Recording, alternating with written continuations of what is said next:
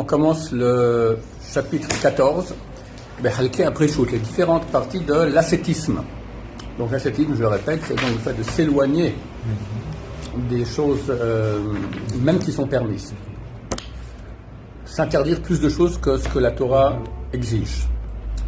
Le Rav nous dit, Chelke Aprishut Harasheim Shlosha. Les parties de l'ascétisme principaux sont au nombre de 3.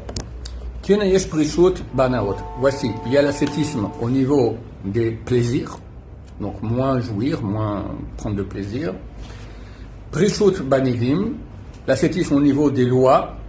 Il y a des lois que, par exemple, il y a 2 avis, et la loi a été tranchée de façon positive, et on va prendre sur soi de faire le négatif. Très souvent, le Shulchan Aruch écrit une chose qui est permise, et Yeshomimi, il y en a qui disent que c'est interdit. Il y a une grande marloque, une grande divergence d'opinion chez les grands décisionnaires sfarades. Comment est-ce qu'on tranche? Comme le premier avis qui dit que c'est permis, ou le deuxième qui dit, il y en a qui disent, Yeshomrim, que c'est interdit. Le Ben Ishraï, le Kaf HaChaim, Rabbi Samashul disent tout, la halacha, elle est comme l'avis qui est plus mahmir, qui est plus sévère, qui dit, il y en a qui disent. Pourquoi est-ce qu'alors Maran a écrit le premier avis qui est plus laxiste? En cas où on n'a pas réussi à faire, alors on a un avis sur lequel compter. C'est Bediavad, c'est a posteriori, c'est pas a priori. On va dire, dit exactement le contraire.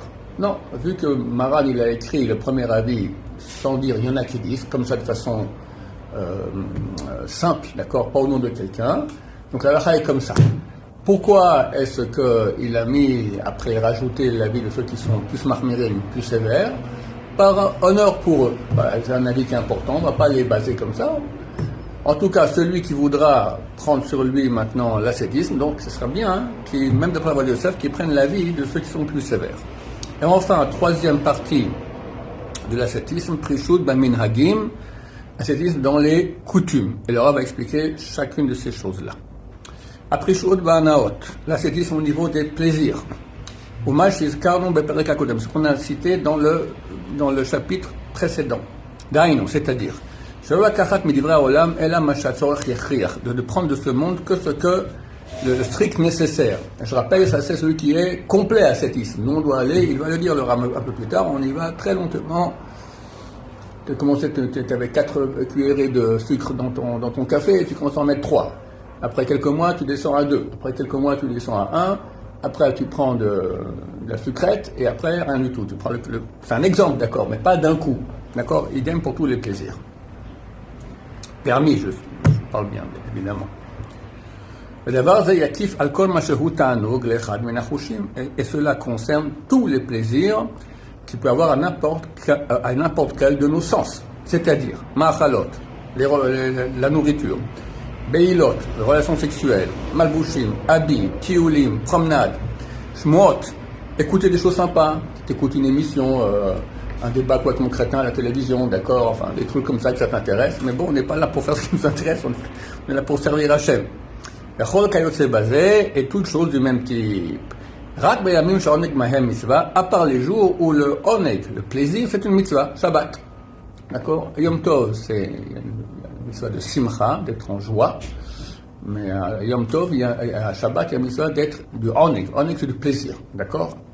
Là, on peut profiter des choses de ce monde, et le Rav écrit, et pas non plus de façon animale. Shabbat, allez, tout à coup, le fauve que tu as en toi, d'accord, il se réveille et tout est permis, on mange comme des goinfres, on dort, voilà, tout devient permis. Non, Shabbat, c'est kadosh, mais on permet, c'est une mission d'avoir du plaisir, mais aussi de façon, en maîtrisant, voilà. Haprishut Badinim, deuxième partie de l'ascétisme. L'ascétisme au niveau des lois. Ou l'achmir bahem tamid. Toujours prendre la vie mahmir, la vie plus rigoureux, moins laxiste. La chouche afilou le divra yachid b'machloket im ta'amon yireh. De prendre en considération même la vie d'une personne unique. Nous, on a une loi qui dit que s'il y a un unique, un rabbin unique contre une majorité, on va d'appeler la majorité. Il dit, ok, ça c'est la loi. Même temps, toi, maintenant, tu veux être à 7, tu vas prendre en considération aussi la vie unique. Si ta'amon yireh, c'est la raison qu'il évoque, elle a l'air logique. Afilou shena l'alakha kemoto, bien que l'alakha n'a pas été tranchée comme lui. Obitnaï, shelo yeh chumro kulo. À condition que la rigueur que tu auras à ce niveau ne sera pas non plus, ça ne va pas te faire alléger autre chose. Quelqu'un, par exemple, qui veut se marmire sur, on va dire un exemple. Voilà, un exemple. Manger un plat qu'un non-juif a cuisiné. Si c'est un plat qui n'est pas mangeable cru, et c'est un plat qui monte sur les tables des rois, pas un truc nul, alors c'est interdit, interdit de consommation, interdit des rabbanan.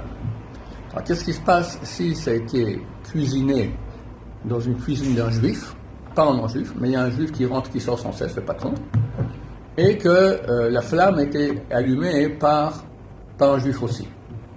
Que la flamme. C'était cuit par un non-juif. Rabbi Shimon bar Shaul, il interdit. Maran, Shulchan Aruch, il interdit. Rabbi Yosef, il fait un sekseka.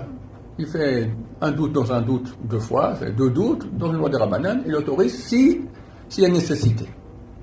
Maintenant, quelqu'un qui a pris sur lui de faire comme Rabbi Shimon bar Shaul, ouais, il veut pas. D'accord, il veut. Maintenant, son père l'invite à aller au restaurant. Dans un restaurant où ils font, c'est le goy, un restaurant chinois, d'accord, c'est le chinois qui cuisine, mais il y a le chômeur qui a allumé la flamme, et il rentre et il sort, etc. Donc d'après Rabbi Yosef, on peut accepter. Maintenant, aller manger avec son père, c'est Misa la Torah.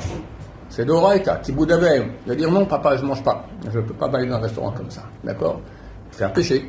Parce que la Misa d'honorer son père et sa mère, c'est une Misa la plus grande qui est, c'est le 5e des 10 commandements. C'est énorme. Et toi, maintenant, tu as un avis qui autorise. Alors, allège. Ça veut dire, c'est quoi cette histoire-là? Donc, c'est ça que le Rav veut dire. Il veut dire que tu vas prendre maintenant l'avis qui est rigoureux, qui est interdit de manger ça, à condition que ça ne va pas t'amener à faire une coula, à être laxiste dans une autre loi beaucoup plus importante. D'accord? Il faut toujours voir qui, quoi, comment. Alors, Rabbi Shimon bar Shaul disait, un Talmid Chacham, c'est pas quelqu'un qui a une réponse à chaque question qu'on lui pose. Il a 5 réponses à chaque question qu'on lui pose. A priori, a posteriori, un Baal Tshuva, un attribué de l'étranger, un Talmid Chacham, c'est, la lacha, c'est quelque chose de très nuancé. Il faut savoir quand on peut se permettre d'être plus rigoureux et pas que ça mène au contraire après des problèmes où on va alléger dans une loi qui est beaucoup plus importante. Ou l'achmir besekot afilo b'makom shefshar lakel bahem, et d'être mahmir dans les doutes, même dans les cas où c'est permis d'après la halakha. On a des cas où quand on a un doute, par exemple, voilà, un sekseka, ça fait le garban les kula, il y a plusieurs lois qui permettent, dans certains cas, bien qu'il y ait un doute, on peut autoriser. Quelqu'un qui veut être mahmir, qui veut être ascète, d'accord, il sera mahmir aussi là-dedans. Baruch Adonai, l'olam, amen, amen.